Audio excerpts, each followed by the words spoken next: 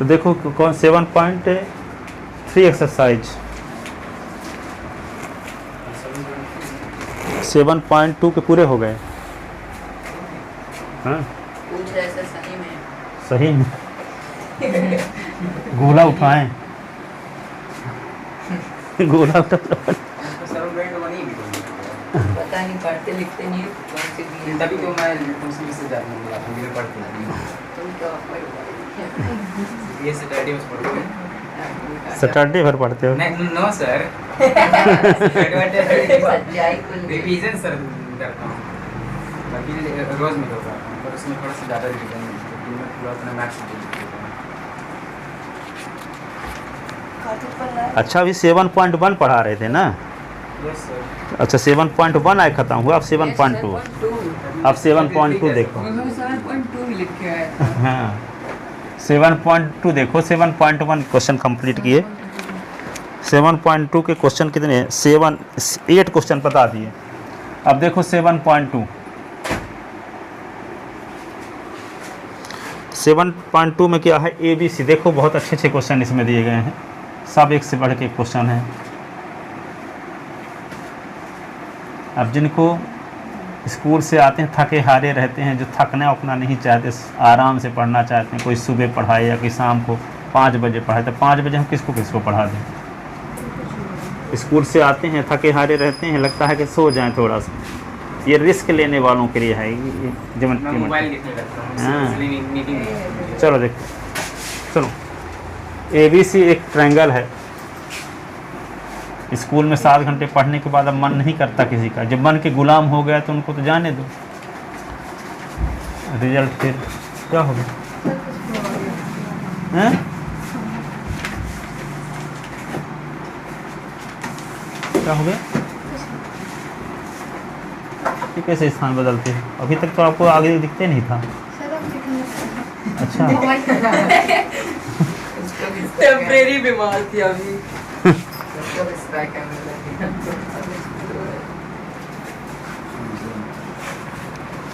देखो सुनो, एक ट्रायंगल है, पर पीछे घूम घूम के बात ना करना। ABC एक आइसोसेलेस ट्रायंगल है जिसकी साइड AB AC की इक्वल है। देखो ये साइड इस साइड के इक्वल है। एंगल B का बाइसेक्टर, एंगल B का बाइसेक्टर, एंगल B का बाइसेक्टर खींच दिए और एंगल C का बाइसेक्टर खींच दिए।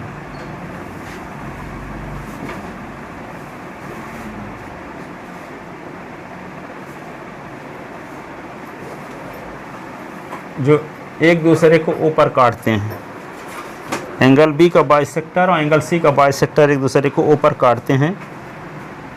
OA को मिलाया, OA को मिला दिया,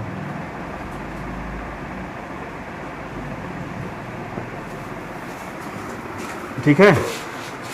तो आपको ये प्रूव करना है कि OB is equal to OC, OB is equal to OC।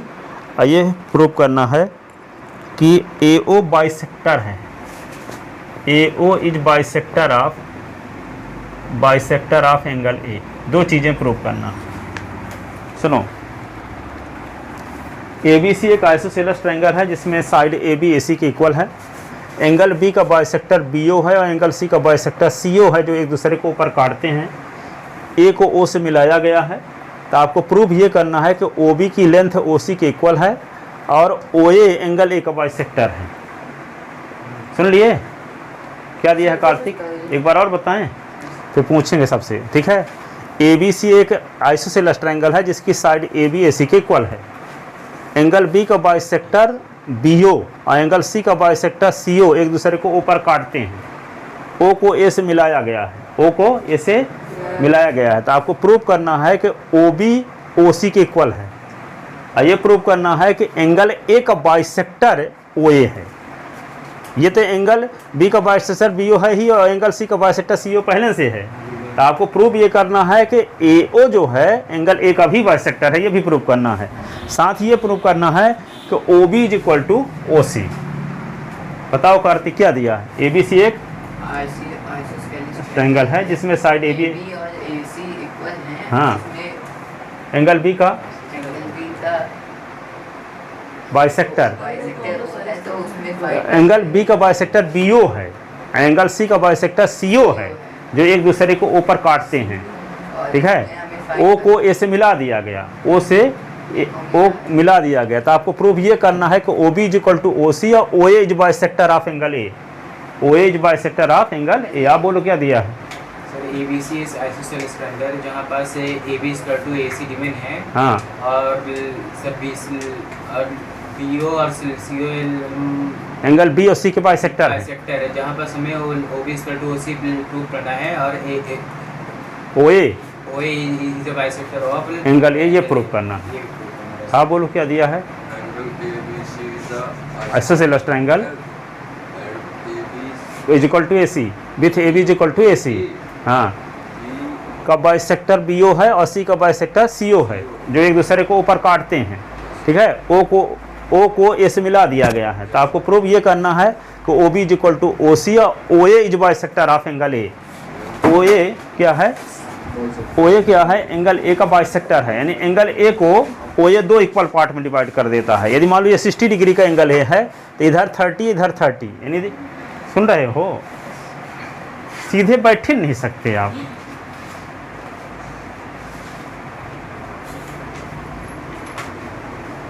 इसीलिए तो हम चाहते हैं कि एठिन दुठ रहे पर पढ़ने वाला रहेगा। झक झिक वाले हमको पसंद नहीं है बिल्कुल। आज तक किसी को ऐसे पढ़ाए नहीं है ना, इसलिए कि संभालना पड़े। 9th क्लास की मैथ ज्योमेट्री पढ़ा रहे हैं, संभालना पड़े बच्चों को। ये तो नर्सरी और सरी के बच्चों को संभाला जाता है।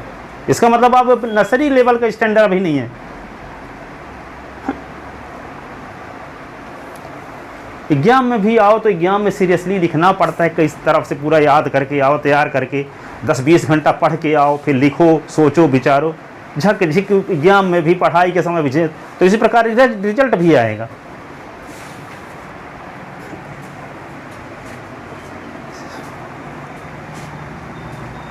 प्रैक्टिस इसकी करो कि कैसे हमको भी बताओ, बोल हमको भी चांस मिलेगा ना। आप बताओ, खड़े हो जाओ, आप तो क्या दिया है? Sir, ABC is a isosceles triangle. B का बाइसेक्टर BO है और C का बाइसेक्टर CO। हमें OB equals to OC proof करना है, और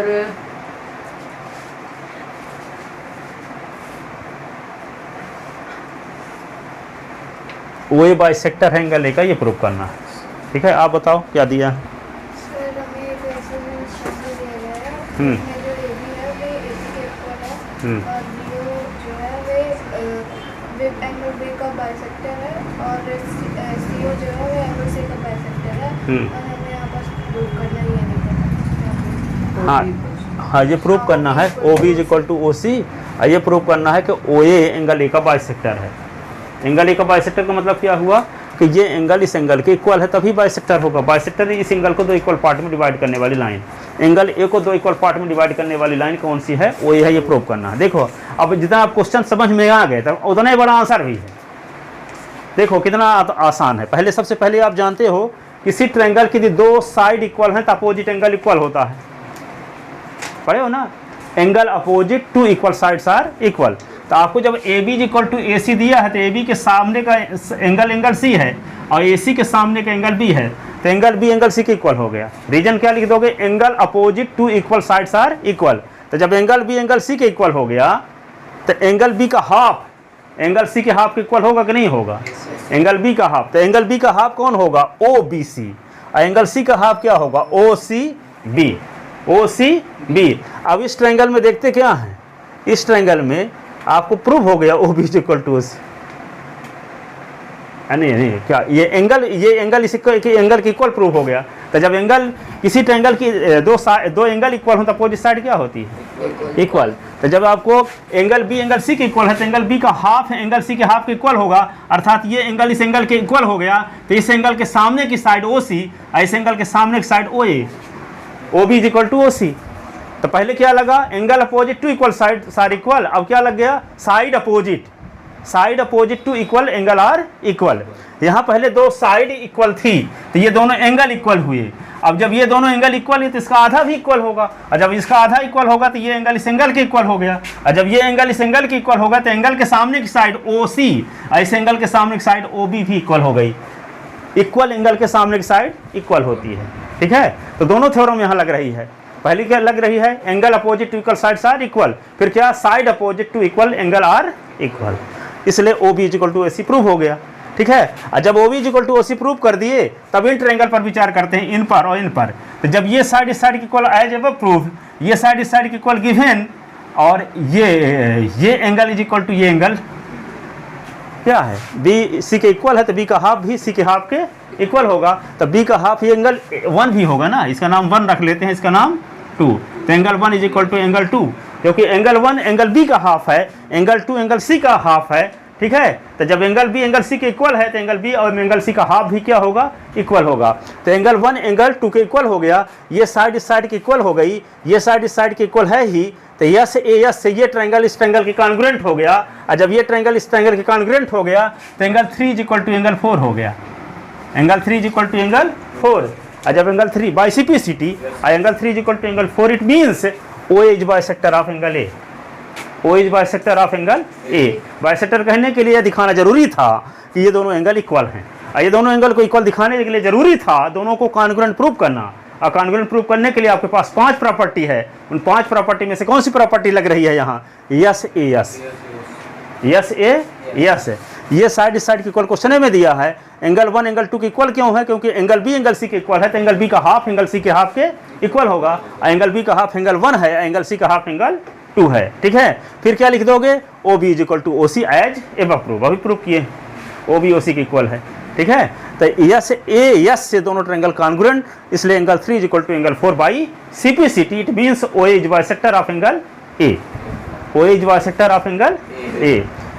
OA को बाइसेक्टर प्रूव करने के लिए एंगल 3 एंगल 4 को इक्वल प्रूव करना था, और एंगल 3 को एंगल 4 के इक्वल प्रूव करने के लिए इन दोनों ट्रायंगल को कॉन्ग्रुएंट प्रूव करना पड़ा। यदि अब इस ट्रायंगल को इस ट्रायंगल के कॉन्ग्रुएंट पहले प्रूव करते, OB is equal to OC prove किए बगैर तो नहीं कर सकते थे, क्योंकि OB is equal to OC का लिए आपके पास कोई रीजन नहीं था। और जब हम उसको प्रूव कर चुके कि OB is equal to OC, तब इसका यूज कर सकते हैं, तो ये दोनों ट्रायंगल को भी कॉन्ग्रुएंट प्रूव कर सकते हैं, ठीक है। तो OB is equal to OC को प्रूव करना पड़ेगा पहले, ठीक है, फर्स्ट कंडीशन वाला पहले प्रूव करना पड़ेगा, क्योंकि OB is equal to OC की जरूरत तो पड़ेगी दूसरे कंडीशन को प्रूव करने के लिए। इन दोनों ट्रायंगल को कॉन्ग्रुएंट प्रूव करने के लिए OB is equal to OC की जरूरत पड़ी कि नहीं पड़ी, और जब तक OB is equal to OC prove नहीं कर लेंगे तब तक इन दोनों ट्रायंगल को कॉन्ग्रुएंट भी प्रूव नहीं कर सकते, और जब कॉन्ग्रुएंट प्रूव नहीं करेंगे तो एंगल 3 एंगल 4 के इक्वल नहीं कह सकते, और जब एंगल 3 एंगल 4 के इक्वल नहीं कह सकते तो OA बाइसेक्टर नहीं होगा एंगल A का, ठीक है। तो सबसे पहले जरूरी क्या था, OB is equal to OC prove करना, और OB is equal to OC prove करने के लिए आपको ये एंगल इस एंगल के इक्वल प्रूव करना जरूरी था। इस एंगल का नाम क्या रख लेते हैं, इस एंगल का नाम रख लेते हैं 5, इस एंगल का नाम रख लेते हैं 6, ठीक है। तो लिख देते हैं, आप समझ में आ गया ना। सबसे पहले क्या लिखोगे, given ABC triangle ABC is an isosceles triangle with AB is equal to AC, BO and CO is bisector of angle B and angle C, which intersect at O, which intersect at O, which intersect at O. To prove, और फिर join, एक और थोड़ा सा दिया, join O to A. तो to prove number first, OB is equal to OC, and number second, OA is bisector of angle A. OA is bisector of angle A, ठीक है। आप क्या लिखोगे,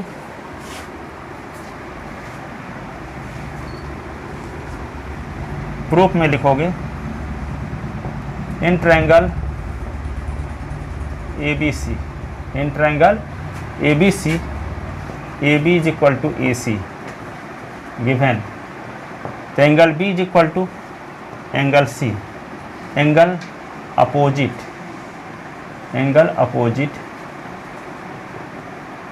to equal sides are equal,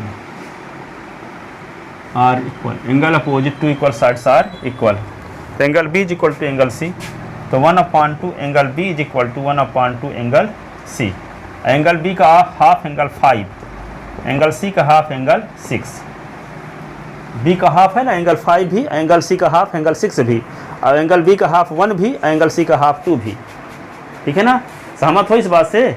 B का half 5 भी है और B का हाफ 1 भी है, एंगल C का हाफ 6 भी है, एंगल C का हाफ 2 भी है, पर यहाँ हमें 5 इज इक्वल टू 6 दिखाना जरूरी था, ठीक है, तो 5 इज इक्वल टू 6 हो गया, ठीक है, इसी को लिख सकते हैं। अब 5 के सामने की साइड क्या है OC, और 6 के सामने की साइड क्या है OB, तो क्या लिख दें OC is equal to OB या OB is equal to OC, तो यहाँ क्या लिख देंगे आगे OB is equal to OC, reason क्या लिखोगे साइड अपोजिट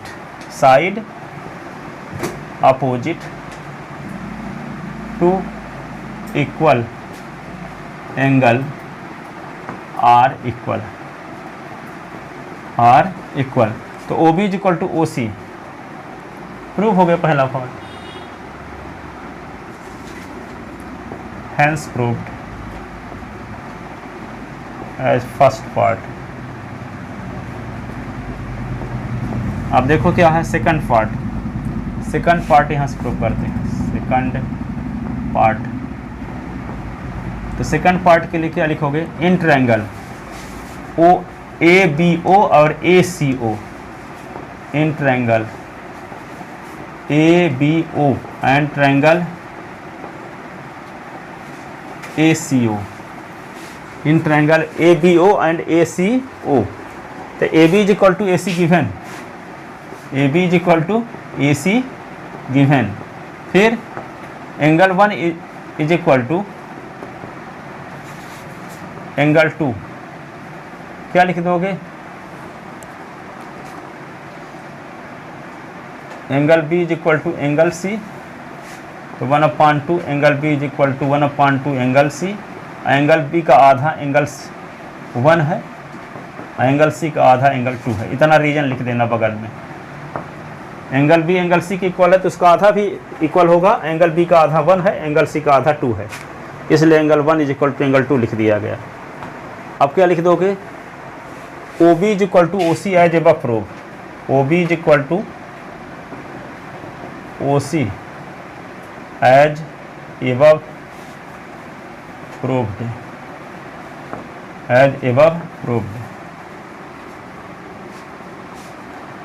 कौन triangle ABO congruent to ACO,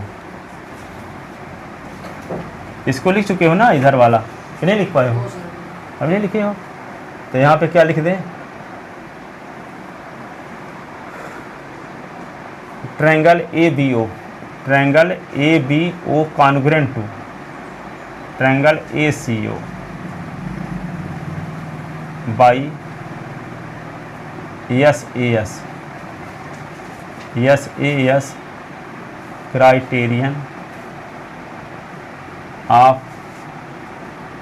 congruency rule, by SAS criterion, हाँ उसके बाद से कहाँ पे है?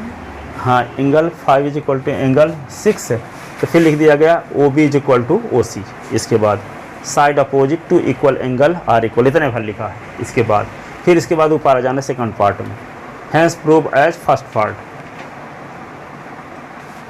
इतना लिखना है ये वाला,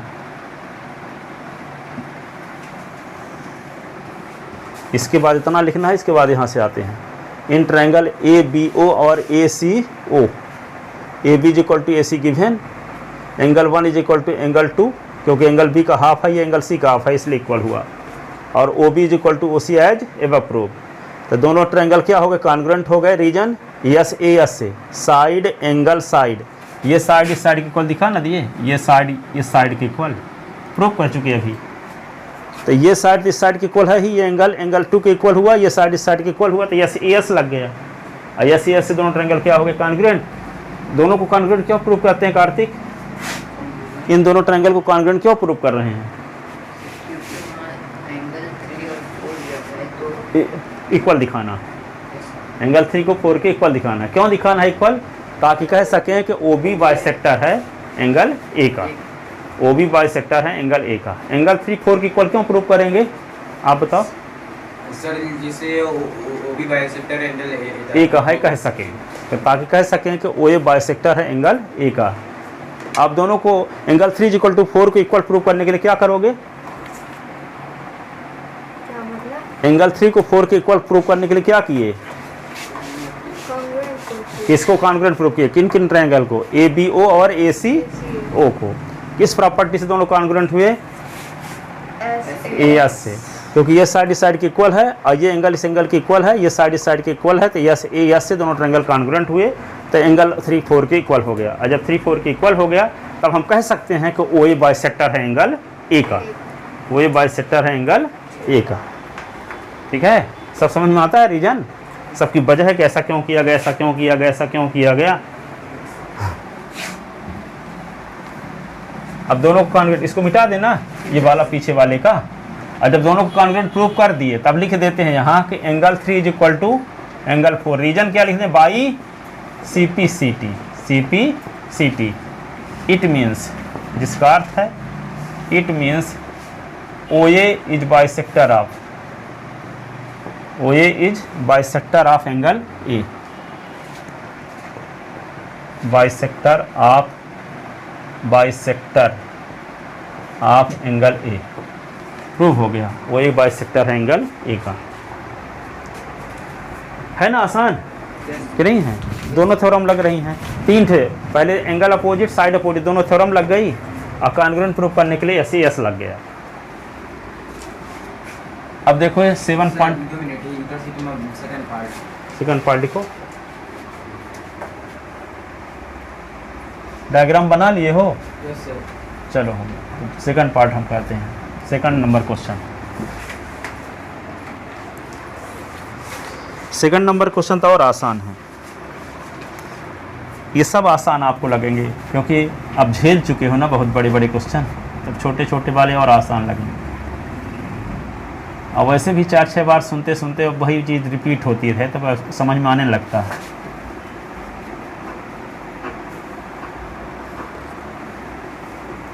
ABC AD is perpendicular bisector of BC, so that triangle ABC isosceles triangle in which AB is equal to AC। ठीक है, तो यहाँ पे ABC एक ट्रायंगल है। सुनो अब, AD is perpendicular bisector of side BC, AD is perpendicular bisector of side BC, side BC का ये परपेंडिकुलर बाइसेक्टर है। ठीक है, एक ट्रायंगल ABC दिया है, इसमें कुछ पता नहीं है कि AB AC के इक्वल है कि नहीं है। ABC एक ट्रायंगल है जिसमें ये पता है कि जो AD है परपेंडिकुलर है BC में और 2 इक्वल पार्ट में डिवाइड भी करता है AD।